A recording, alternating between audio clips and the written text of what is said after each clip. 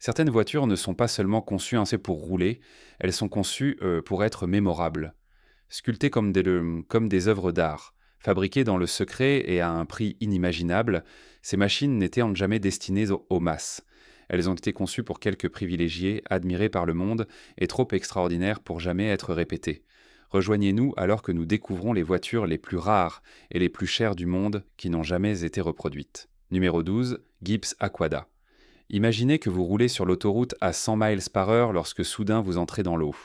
Mais au lieu de vous arrêter, votre voiture rentre ses roues, active une pompe à jet et 12 secondes plus tard, vous glissez à la surface à 31 miles par heure. Ce n'est pas un rêve. C'est le Gibbs Aquada, la première vraie voiture amphibie à grande vitesse au monde, dévoilée à Londres en 2003. Ce n'est pas un projet de jardin. L'Aquada détient plus de 60 brevets. Elle est équipée de roues rétractables, d'une suspension auto-nivelante et d'un système de propulsion à jet de qualité marine qui gère aussi bien les routes que les vagues avec aisance. Au centre se trouve un moteur Rover V6 de 2,5 litres développant 175 chevaux aux roues arrière. Elle atteint 60 miles par heure en environ 8,5 secondes, avec le conducteur assis au milieu, tout comme dans une McLaren, avec 2 sièges de chaque côté. Elle n'a pas de porte, non pas pour avoir l'air cool, mais pour rester complètement étanche. Et cette chose ne se limite pas à une démonstration d'ingénierie. C'est un produit excitant et nous avons la chance à Auburn Hills de les avoir là-bas, donc nous attendons de bonnes choses. En juin 2004, Sir Richard Branson a utilisé l'Aquada pour traverser la Manche. Il a fait le trajet de Douvres à Calais en 1 heure, 40 minutes et 6 secondes, pulvérisant l'ancien record de véhicules amphibies de plus de 4 heures. L'entrepreneur britannique Richard Branson a établi un étrange nouveau record du monde. Il a traversé la Manche en voiture. Quelques semaines plus tard, un journaliste de Top Gear a conduit une Aquada directement dans le port de Monaco pour regarder le Grand Prix depuis l'eau. Mais même avec ses performances époustouflantes, l'Aquada était simplement trop en avance sur son temps. Chacune coûtait plus de 150 000 livres, environ un quart de million de dollars, et naviguer à travers la paperasse pour quelque chose qui était à la fois une voiture et un bateau était un cauchemar. Moins de 50 ont jamais été construites. Aujourd'hui, un modèle en bon état peut se vendre pour plus de 250 000 dollars. Gibbs a finalement pivoté vers la licence de sa technologie pour un usage militaire et de loisirs. Mais l'Aquada originale reste inégalée. Numéro 11, Pagani Zonda HP Barchetta. Il n'y a que 3 voitures dans le monde appelées Zonda HP Barchetta, et chacune d'elles ressemble à quelque chose venu d'une autre planète. Conçue par Horacio Pagani lui-même comme un dernier hommage à sa légendaire ligne Zonda, la Barchetta a été présentée pour la première fois à Pebble Beach en 2017. Elle arbore une carrosserie entièrement en fibre de carbone bleu, profond fini avec une audacieuse bande de course blanche et des roues en argent poli. Elle n'a pas de toit, à peine de pare-brise, et les roues arrière sont partiellement couvertes par des panneaux de carbone courbés. Même les boulons sont travaillés comme des bijoux fins. Mais cette voiture ne se limite pas à son apparence. C'est une véritable bête. Juste derrière le conducteur se trouve un énorme moteur Mercedes-AMG FI 12 de 7,3 litres. Il développe 800 chevaux et 627 livres-pieds de couple. Associée à une boîte manuelle à 6 vitesses, la voiture propulse de 0 à 60 en moins de 3 secondes et peut atteindre une vitesse maximale d'environ 221 miles par heure. Bien sûr, c'est ce qui la rend si vivante. Maintenant, voici où cela devient encore plus fou. Lors de son lancement, la Barchetta était au prix d'environ 17 millions de dollars, ce qui en faisait la voiture neuve la plus chère du marché jusqu'à l'arrivée de la Rolls-Royce Boat-Tail 4 ans plus tard. Pagani a gardé le premier modèle pour lui. Le deuxième est censé être dans un musée privé appartenant à un collectionneur connu sous le nom de Greg B. Et le troisième a été livré à l'homme d'affaires russe Oleg Igorov. En 2022, la Barchetta d'Igorov a été impliquée dans un grave accident lors d'un rallye en Croatie. Les dégâts étaient en massif, déchirant une partie de l'arrière, mais au lieu de la mettre à la casse, Pagani l'a fait expédier à Modène, en Italie. Au cours des 20 tours en mois suivants, son équipe l'a restaurée pièce par pièce, posant chaque bande de fibres de carbone à la main jusqu'à ce que la voiture ait l'air neuve. Aujourd'hui, la HP Barchetta n'est pas seulement rare, elle est inestimable. Un spécimen parfait est désormais estimé à plus de 25 millions de dollars. Numéro 10, Stutz Carab. En 1935, William Bushnell Stout a construit quelque chose d'aussi en avance sur son temps que la plupart des gens ne savaient pas quoi en penser, le Stout Scarab. Avec sa forme lisse en goutte d'eau et son corps futuriste, elle ne ressemblait à aucune des voitures carrées de cette époque. Et c'est l'une de ses créations. Moins d'une douzaine ont été construites. Mais ce n'était pas seulement une question d'apparence. Stout a déplacé le moteur Ford Flathead V8 de 85 chevaux à l'arrière, ce qui a donné à l'intérieur un large plancher plat et suffisamment d'espace pour des sièges pivotants et une table escamotable. Ce n'était pas une voiture, c'était un salon roulant. Le design était rempli de caractéristiques que personne n'avait jamais vues auparavant. Elle n'avait pas de marchepied, des charnières de portes cachées et un pare-brise incliné qui l'aidait à couper l'air. Le Scarab utilisait également un châssis monocoque, ce qui était incroyablement rare à l'époque, soutenu par une suspension à ressort hélicoïdaux indépendant. Elle était si douce et silencieuse sur la route que Stout l'appelait un yacht terrestre. C'est bien mieux que la plupart des voitures des années 30. Oh, absolument. Même avec le moteur à l'arrière, elle pouvait cruiser à 80 miles par heure, ce qui était rapide à une époque où la plupart des routes étaient encore en gravier ou en terre. Mais toute cette innovation avait un prix. Chaque Scarab était fabriqué à la main et coûtait environ $5 000, plus de 4 fois le prix d'une Lincoln Zephyr de luxe. Stout espérait en produire 100 par an, mais au final, seulement 9 ont été fabriqués. Et aujourd'hui, seuls 5 sont connus pour survivre. J'essayais juste de concevoir une meilleure voiture. Vous vouliez plus d'espace, et elle n'est pas plus grande qu'une Chevy ou une Ford de cette époque, mais elle a 2 fois l'espace intérieur. L'une se trouve au Detroit Historical Museum. Une autre a passé des années au Owl's Head Transportation Museum dans le Maine. Et une est cachée dans une collection privée, ne se montrant qu'à des salons de voitures d'élite. Stout venait du monde de l'aviation, et cela se voyait. Chaque pièce était percée et allégée comme un avion. Il n'y avait pas de tunnel de cardane, donc le plancher restait complètement plat. Les bagages allèrent à l'avant. Aujourd'hui, les experts appellent le Scarab le premier vrai monospace, un plein 50 ans avant que Chrysler ne le rende courant. Repérer un aujourd'hui est incroyablement rare, mais son ADN vit dans chaque fourgonnette familiale sur la route. Numéro 9, Elica de Layat, 1921. L'Elica de Layat de 1921 ressemblait à un avion qui avait perdu ses ailes et en avait aussi le bruit. Construite par l'ingénieur aéronautique français Marcel Layat, cette machine bizarre fonctionnait avec une hélice en bois montée à l'avant, pas un essieu entraîné par un moteur. Entre 1919 et 1925, Layat a construit environ 30 unités, toutes avec des carrosseries en contreplaqué léger. Les passagers étaient assis en file indienne à l'intérieur d'une fuselage étroit, tandis que l'hélice tournante était à quelques centimètres du visage du conducteur. Pesant seulement 550 livres, l'Elica était étonnamment légère. Certaines versions fonctionnaient avec un modeste moteur Scorpion à plat de 8 chevaux, tandis que d'autres utilisaient un V-twin de 18 chevaux de Harley-Davidson. Et pourtant, une Elica a réussi à atteindre 106 miles par heure sur le circuit de Montlhéry en 1927, établissant un record qui a stupéfait les spectateurs et aurait terrifié son conducteur. Le design a sauté presque toutes les pièces lourdes que vous pouvez imaginer. Pas d'embrayage, pas de différentiel et pas de transmission. La direction se faisait par des câbles tirant sur les roues arrière. Mais les compromis étaient en temps réel. Le cockpit ouvert bombardait les passagers de terre et toute collision à l'avant pouvait envoyer l'hélice directement sur les genoux du conducteur. Pourtant, il offrait une impressionnante consommation de 48 miles par gallon, prouvant le point de Layat selon lequel moins de poids et moins de pièces mobiles pouvaient en faire une grande différence. Le moyen de propulsion de l'avenir allait être l'hélice, non seulement pour les voitures, mais pour les avions, les bus et les bateaux et tout. Lorsque Layat l'a dévoilé au Salon de l'Automobile de Paris en 1921, l'excitation était à son comble et les commandes affluaient.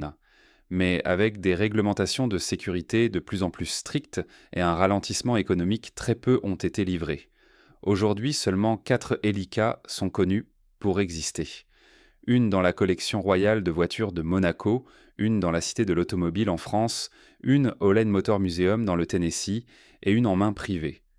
En raison de leur rareté et de l'absence de vente, les experts estiment sa valeur à environ 20 millions de dollars. Numéro 8. Lamborghini Egoista. La Lamborghini Egoista, qui signifie littéralement égoïste en italien, n'est pas seulement rare, c'est une pièce unique. C'est la Lamborghini la plus puissante jamais fabriquée. Construite en 2013 pour célébrer le 50e anniversaire de Lamborghini, elle n'était jamais destinée à être partagée. Le designer Walter de Silva l'a qualifiée de voiture pour une seule personne, et il le pensait vraiment. La carrosserie est façonnée comme un taureau enragé en pleine charge, fini en gris mat avec des panneaux orange vif qui se déplacent en vitesse pour contrôler le flux d'air. Sous cet extérieur sauvage, elle embarque le V10 de 5,2 litres de la Lamborghini Gallardo, retravaillé pour délivrer environ 600 chevaux. C'est suffisant pour propulser ce vaisseau spatial en fibre de carbone de 0 à 60 en environ 2,4 secondes, avec une vitesse de pointe de 217 miles par heure. Et le cockpit, ce n'est pas un intérieur de voiture, c'est tout droit sorti d'un avion de chasse. Vous avez un volant amovible, un affichage tête haute complet et un harnais de course comme le siège éjectable d'un pilote. Même sortir de la voiture est un événement. Vous soulevez le canopy, vous vous tenez sur le siège et vous grimpez sur le côté comme si vous sortiez d'un F-16. Les lumières à l'extérieur suivent également les règles de l'aviation avec des indicateurs rouges, verts et blancs. Les roues et les panneaux inférieurs sont même revêtus d'un matériau absorbant les radars, le même utilisé sur les avions furtifs. Lamborghini n'a construit qu'une seule Egoista. Pendant une décennie entière, elle est restée soigneusement gardée dans leur musée à Sant'Agata Bolognese, affirmant qu'elle ne serait jamais vendue. La Lamborghini hybride Sian, c'était à ce moment-là qu'ils ont réellement présenté ces lumières en rouge. Mais début 2025, des rapports ont émergé indiquant qu'elle avait été discrètement vendue à un collectionneur suisse pour la somme incroyable de 117 millions de dollars. Lamborghini ne l'a pas confirmé officiellement, mais plusieurs sources affirment que ce chiffre a du sens pour un concept unique entièrement fonctionnel avec autant de battage médiatique. Et si ce prix de vente est réel, cela prouve une chose. Certaines personnes paieront vraiment n'importe quel prix pour rouler seul au sommet. Numéro 7. Mercedes-Benz 300 SLR Uhlenhuth. Coupe en mai 2022, le monde des voitures classiques a changé à jamais. À huis clos, une Mercedes-Benz 300 SLR Uhlenhuth. Coupe de 1955 a été vendue aux enchères pour la somme incroyable de 135 millions d'euros. C'est environ 142 millions de dollars. Aucune autre voiture dans l'histoire n'a jamais été vendue à ce prix, même pas de près. Seules 2 de ces voitures ont jamais été construites. Elles ont été créées pour la saison de course 1956, mais Mercedes s'est retirée des sports mécaniques après la tragique catastrophe de Le Mans l'année précédente. À l'époque, en 1955, il allait à pleine vitesse de Francfort à Munich dans celle-ci. L'une des voitures a été gardée par Rudolf Uhlenhuth, l'ingénieur en chef de Mercedes, comme son véhicule personnel. C'est pourquoi la voiture porte maintenant son nom. La carrosserie est faite de magnésium façonné à la main et en dessous se trouve un châssis en treillis léger pesant un peu plus de 1000 kg. Elle est propulsée par un moteur droit à 8 cylindres de 3 litres développant 302 chevaux. Ce moteur avait plus de chevaux que ce qu'ils utilisaient dans les voitures de F1 à l'époque. C'était incroyable pour les années 50. Elle pouvait atteindre plus de 186 miles par heure. Une boîte de vitesse à 5 rapports se trouve à l'arrière, lui donnant un équilibre incroyable. Les pilotes d'essai disaient qu'elle sonnait comme un jet de chasse à plein régime. Et ce n'était pas juste pour le spectacle. En 1956, Uhlenhuth a conduit de Stuttgart à Munich, soit environ 220 km en seulement 1 heure. Cela signifie qu'il a maintenu une moyenne de plus de 130 miles par heure sur des routes publiques. Chaque fois que cette voiture apparaît à un événement, Mercedes doit envoyer un technicien qualifié juste pour démonter le moteur et le remonter pour l'exposition. C'est à quel point elle est complexe et rare. Jusqu'à l'enchère, les 2 voitures sont restées avec Mercedes. La seconde est toujours dans leur collection classique à Stuttgart. L'argent provenant de cette vente record finance désormais le Mercedes-Benz Fund, soutenant des bourses dans les domaines STEM et de la durabilité. Numéro 6. Bugatti Chiron. Supersport 300+. En août 2019, le pilote d'essai de Bugatti, Andy Wallace, a fait quelque chose que personne d'autre n'avait jamais fait. Il a poussé un Chiron légèrement modifié à 304,8 miles par heure sur le circuit d'essai d'Air Alesien de Volkswagen en Allemagne. Ce run a fait du Chiron Supersport 300+, la première voiture de production à jamais franchir la barrière des 300 miles par heure. Pour marquer le record, Bugatti a annoncé qu'il construirait en seulement 30 unités du Supersport 300+. Chaque voiture était finie en fibre de carbone noir exposée, accentuée de rayures orange vif. Maintenant, toutes les 30 voitures clients sont finies avec cette livrée orange vif sur la fibre de carbone noir exposée teintée piano. L'arrière a été prolongé de près de 25 cm pour aider à gérer le flux d'air à grande vitesse. D'énormes prises d'air latérales aspirent l'air comme des moteurs à réaction, et les pneus Michelin Pilot Sport Cup 2 étaient ainsi extrêmes qu'ils ont été radiographiés avant installation et remplis d'azote pour plus de stabilité. Sous le capot se trouve le moteur W16 Quadri-Turbo Signature de Bugatti, réglé pour produire 1578 chevaux, bien que Bugatti arrondisse cela à 1600.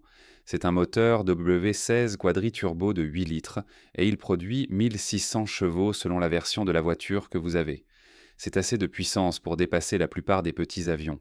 Mais pour des raisons de sécurité, chaque voiture de production est équipée d'un limiteur électronique qui limite la vitesse de pointe à 273 miles par heure.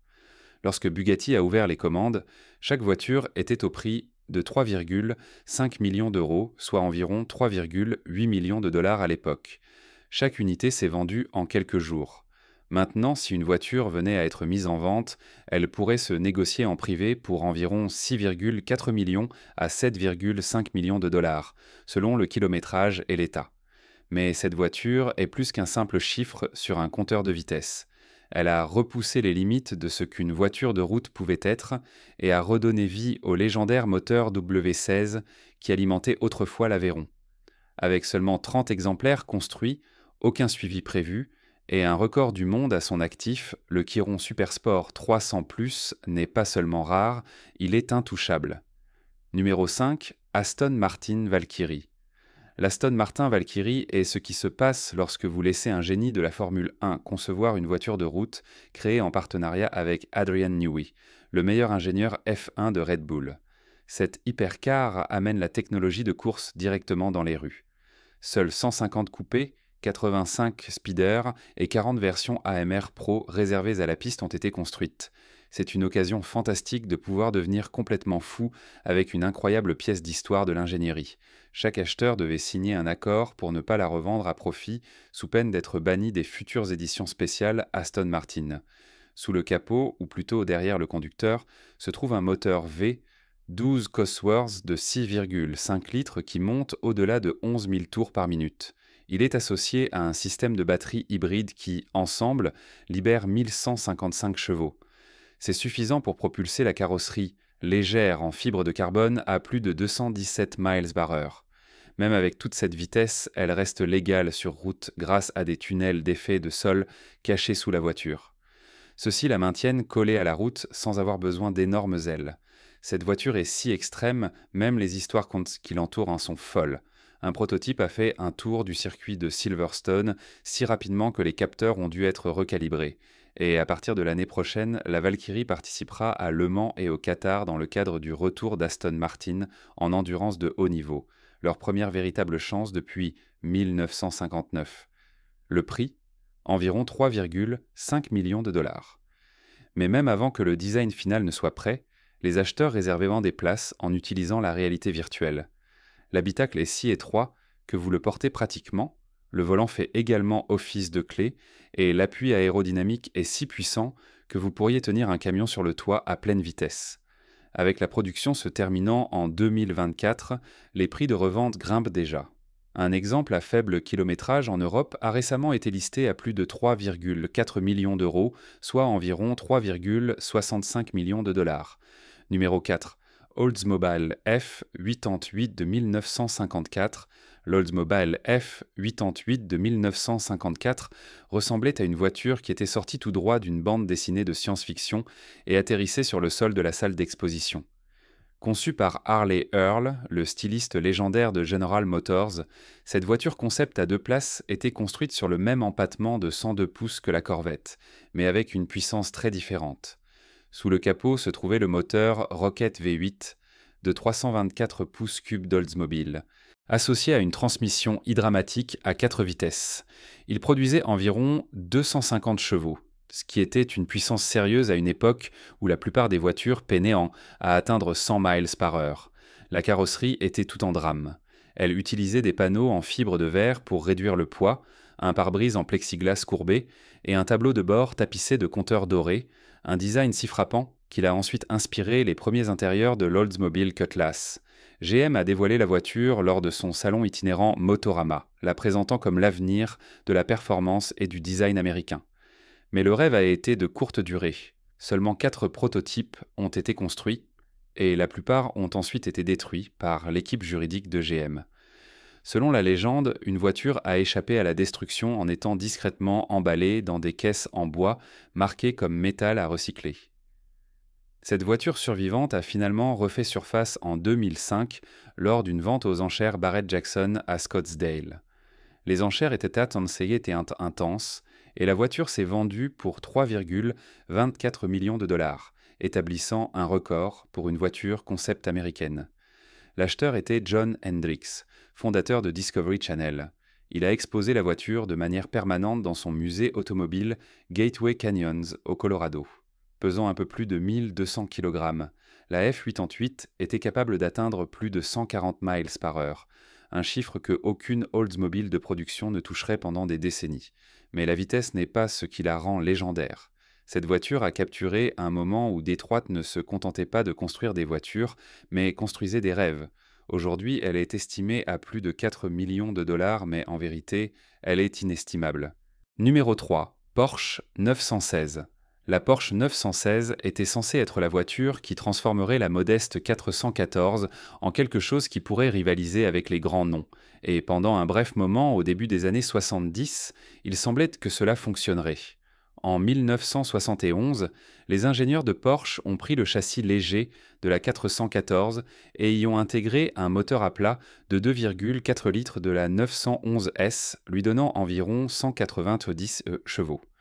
L'année suivante, 10 prototypes supplémentaires ont été construits, certains d'entre eux améliorés avec un moteur Carrera de 2,7 litres qui poussait 210 chevaux.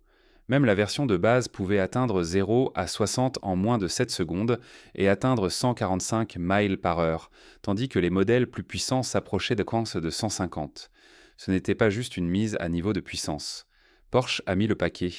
La 916 avait un châssis renforcé, des ailes élargies, des panneaux de toit en acier et des roues certes plus grandes.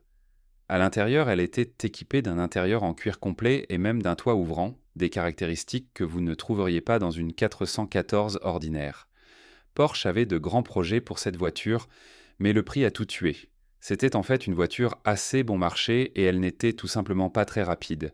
Eh bien, ce n'est pas cette 914, à 40 000 à 50 000 Deutsche Marks, soit environ 13 000 à 15 000 dollars en 1472 ou près de 100 000 dollars aujourd'hui.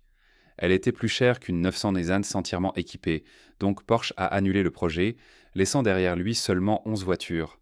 Ces 11 voitures sont maintenant des pièces de collection ultra rares.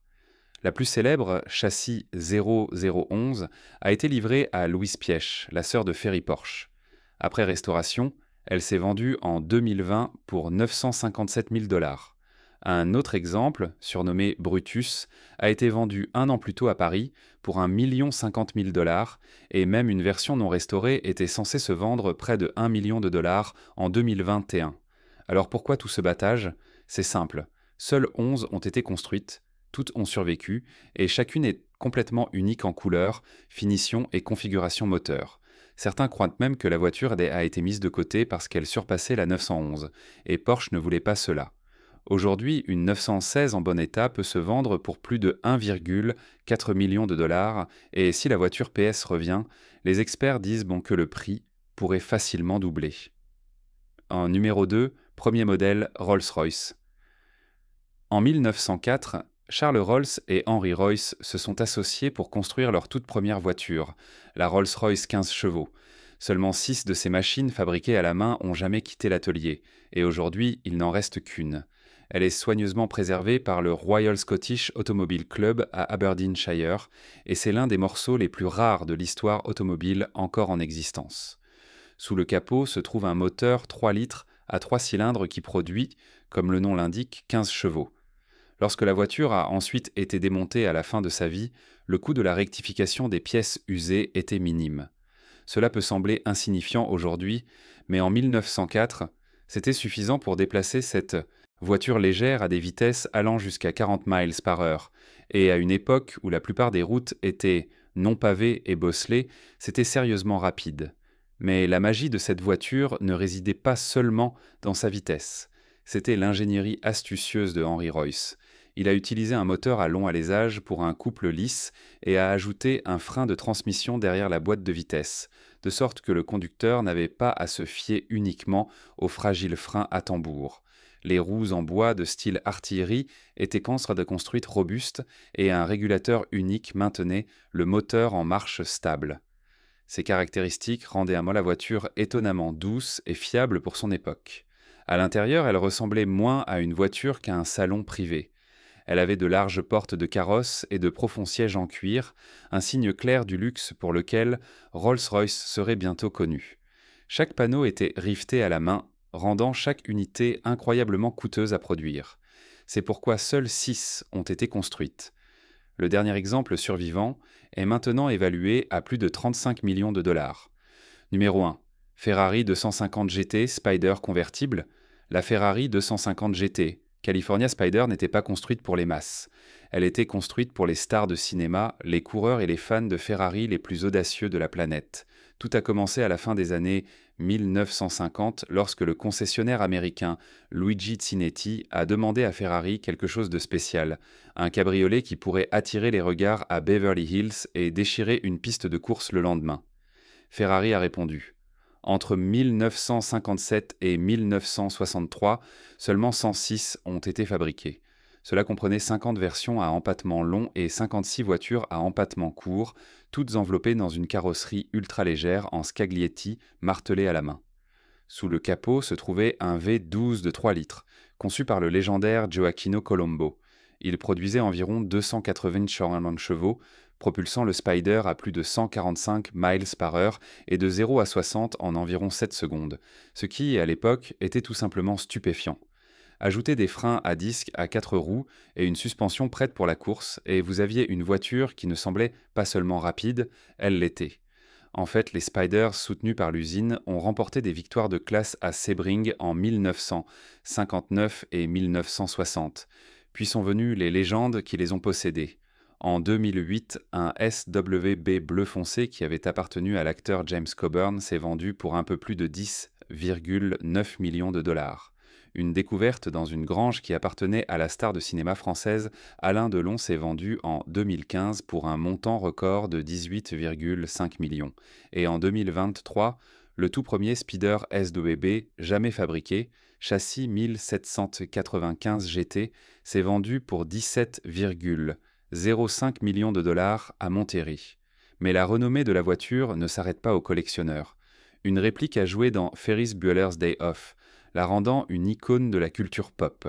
Même l'ancien footballeur Michael Ballack met la sienne en vente, espérant un prix proche de 14 millions de dollars. Merci de regarder. Rendez-vous dans notre prochaine vidéo.